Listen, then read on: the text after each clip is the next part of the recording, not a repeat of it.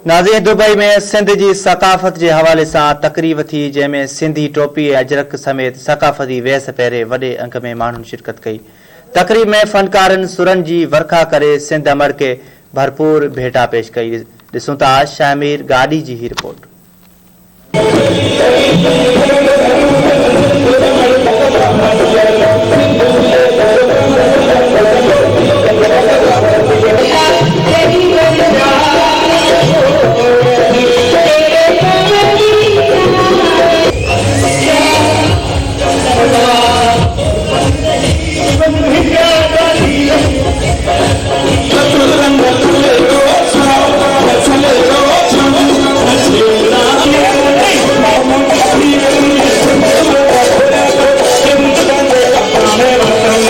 Sindh association of UAE पारां गडियल अरब इमारात के मरकजी शहर दुबई में सिंध के सकाफ़त जो दिहाड़ो भरपूर नमूने से मल्हायो वियो। शेख राशिद ऑडिटोरियम में मल्हायल सकाफ़ती दिहाड़े में सिंध के नाले वारन फनकारन, फनकाराउन, अदाकारन समेत मुख्तलिफ शोबन में नालो कमाईंदड़ शख्सियतन शिरकत कई, जिनमें नाले वारो रागी अहमद मुगल, अनिनिया फिदा, बख्शण मेहरानवी, सोराब सूमरो, अलीगुल मल्ला, मुसवर लाशारी ऐं ॿिया शामिल आहिनि। सकाफ़ती प्रोग्राम में मेज़बानी जा फराइज़ सिंध जे नाले वारे कंपेयर बख्शण मेहरानवी ॾिना ऐं मेज़बानी दौरान सिंध जी सकाफ़त सां मंसूब शाइरी हाल में मौजूद माण्हुनि खे मोहे विधो। सच जी बेड़ी पार पुकारे विझंदी आ, ढलंदे ढलंदे रात सितम जी सिछ उबारे विझंदी आ।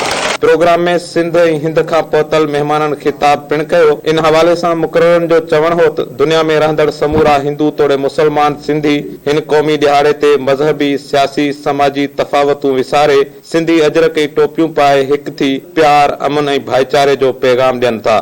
संदन चवण हो त हिन क़िस्म जे प्रोग्रामनि सां दुनिया में इहो पैगाम पिण वञे थो त सिंधी हिकु पुरअमन ऐं मोहबत कंदड़ क़ौम आहे, जिन खे पंहिंजे सकाफ़त सां बेइंतहा प्यार आहे। प्रोग्राम तमामु कामयाब रहियो आहे।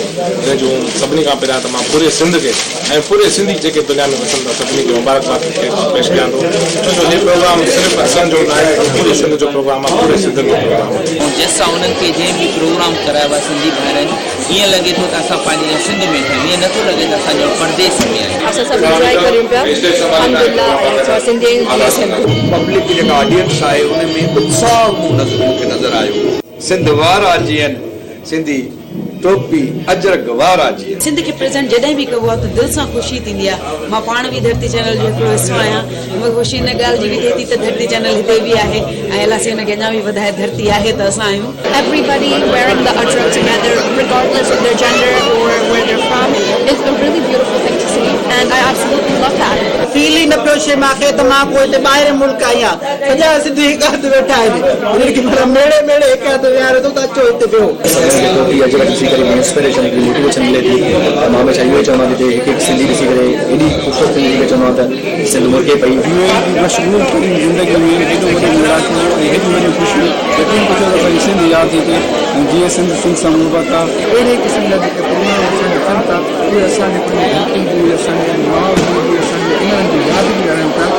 इलाही ख़ुशी जी ॻाल्हि आहे ऐं जीअं त असां ॾाढा ख़ुशि थींदा आहियूं, असां पंहिंजे भलाई हर्ष असांजे ॾाढा ख़ुशि थींदा आहियूं ऐं ॾाढी जॾहिं असां पंहिंजी सिंध खां परे आहियूं त हिते असांखे नंढी सिंध वसाईंदा आहियूं जेका जे सभु मिली ऐं इलाही ख़ुशियूं मल्हाईंदा आहियूं। असां कल्चर डे मल्हायूं था, पंहिंजी तहज़ीब खे उजागर कयूं था ऐं तमामु घणी असांखे ख़ुशी थी आहे। इन हिसाब सां असांजी जीअं तहज़ीब पुराणी आहे, असांजी शाइरी बि पुराणी आहे।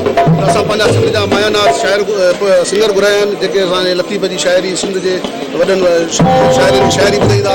सभई सिंधी सुहिणा हुआ, सो तमामु घणी उन्हनि नोट ॾिनी ॿुधण में। उन्हनि जो जेको सो जेको अंदाज़ हुयो उहो असां इनजे करे ई सभु ज़ोर लॻायोसीं, ईअं ई कयोसीं जीअं माना उहे चाहिनि था पिया।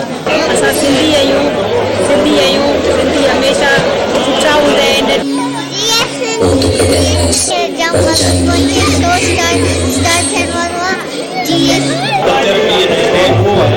जंहिंमें समूरा असांजा सिंधी पंहिंजी सियासत, पंहिंजी समाज आहे, पंहिंजा कबीला, पंहिंजियूं ज़ातियूं लाॻापा सभु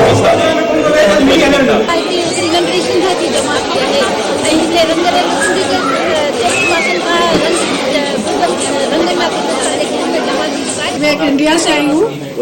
ये प्रोग्राम देखने के लिए मुझे मालूम ही था, लेकिन मेरे को बहुत अच्छा लगा क्योंकि मुझे इसकी लैंग्वेज बोलना नहीं आती। कौमी ॾींहुं जेको आहे हिते मल्हायो पियो वञे। दुबई जा जेके एपीसीडी ॻाल्हाईंदड़ दोस्त आहिनि उहे जसल आहिनि ऐं हिन वक़्तु धरती टीवी तव्हां ॾिसी रहिया आहियो। धरती टीवी हिते दुबई में मौजूदु आहे ऐं इहो हिकु वॾो इनकलाब आहे त सिंधी मीडिया में धरती टीवी हिन वक़्तु सॼी दुनिया जी कुल कुछ जे मुल्कनि में पहुची करे जेतिरा बि सिंधी इवेंट थियनि था दुनिया भर में उहो धरती टीवी ॾेखारे रही आहे। प्रोग्राम में सिंध जे नाले वारे फनकार अहमद मुगल अनीना फिदा जतोई जे सकाफ़ती गीतनि हाल में वेठल माण्हुनि खे झूमण ते मजबूर करे छॾियो। जरत सोहराब सूमरो, अलीगुल मल्लाह ऐं मुसवर लाशारी उर्फ मासी मोरा पंहिंजे फन वसीले हाल में वेठल माण्हुनि खे खिलाए खिलाए खीरो करे छॾियो।